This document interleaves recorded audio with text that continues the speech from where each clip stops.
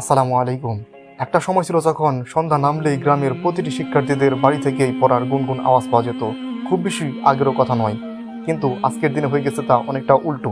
আজকের দিনে সন্ধ্যা নামলেই শিক্ষার্থীরা দোকানে গিয়ে সিগারেট খাচ্ছে, ক্যারাম খেলতেছে, নয়তো মোবাইল চালাচ্ছে। কেন এমনটা হচ্ছে?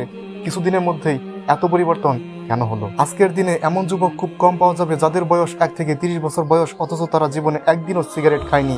আজকের দিনে এমন মেয়ে খুব কম পাওয়া যাবে যারা ক্লাস 9-10-এ পড়ে, অথচ তারা কোনো হারাম রিলেশনশিপে নেই। আরো ভয়ঙ্কর কথা হচ্ছে, আজকের দিনে মেয়েরা ছেলেদের সাথে তাল মিলাতে গিয়ে তারাও সিগারেট খাচ্ছে, তারাও মদ্যপান করতেছে। এটা আমাদের জন্য খুবই হতাশাজনক। এই সংখ্যাটা কিন্তু মোটেও কম নয়, এই সংখ্যাটা অনেক বেশি। এর জন্য জানুন কারা বেশি দায়ী? আপনারা মা বাবারা এর জন্য বেশি দায়ী। অনেক মা বাবাই বলে, আমরা তো আমাদের ছেলেমেয়েদের খারাপ চাই না, ভালো চাই।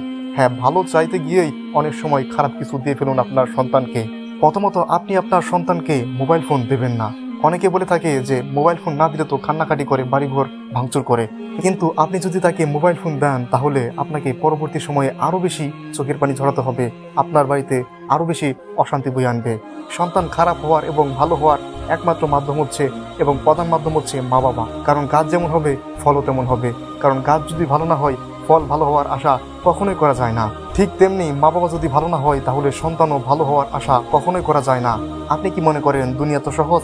আজকে আপনি সিগারেট পান করবেন, কালকে আপনার সন্তান মদ পান করবে। আজ আপনি অন্য একটা ছেলের সাথে হাত ধরে ঘুরতেছেন, তো কাল আপনার মেয়েও অন্য একটা ছেলের সাথে খারাপ কাজ করবে। আজ আপনি আপনার মা বাবাকে মারতেছেন, তো মনে রাখবেন কাল আপনাকেও আপনার সন্তান বৃদ্ধাশ্রমে রেখে আসবে। আপনি পালিয়ে গিয়ে বিয়ে করে আপনি চাইবেন আপনার সন্তান যেন ভালো হোক, এটা সম্ভব না, এটা কোনোদিনও সম্ভব না। আপনারা সকলে আপনাদের সন্তানদেরকে অনেক বেশি ভালোবাসেন। আপনার সন্তানকে আপনি ভালোবাসেন, তার মানে এই না আপনার সন্তান যা চাবে আপনি ঠিক তাই দিবেন।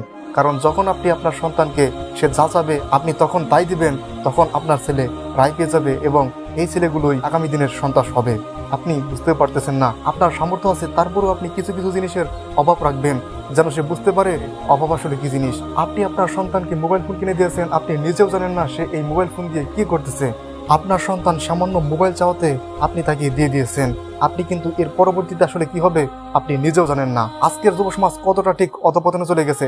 সামান্য ফেসবুকে হাহা রিয়াক্ট দেওয়ার কারণে মাথা ফাটি ফেলছে, মানুষ মেরে ফেলছে। এতটা ঠিক অধপতনে চলে গেছে আমাদের যুব সমাজ।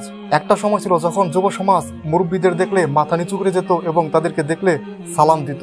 কিন্তু আজকের যুব সমাজরা যেন প্রত্যেকেই এক একজন মুরব্বী। বড়দের সাথে কথায় কথায় তর্ক করা, শিক্ষককে মারতে যাওয়া, স্কুল ফাঁকি দেওয়া, স্কুল পালানো, বেপরোয়াভাবে বাইক চালানো, মোবাইলে সারাদিন গেম খেলা, আর রাস্তা দিয়ে সিগারেট খেতে খেতে বড়দের মুখে ধোঁয়া ছাড়া যেন এই এক ট্রেন্ড হয়ে দাঁড়িয়েছে আমাদের বর্তমান যুব সমাজের। এই যুব সমাজকে থামাবে কে? তাই তো কবিদের মতো আজ আমাদেরও গাইতে মনে চায়, আমাদের দেশে হবে সেই ছেলে কবে, কথায় না বড় হয়ে কাজে বড় হবে।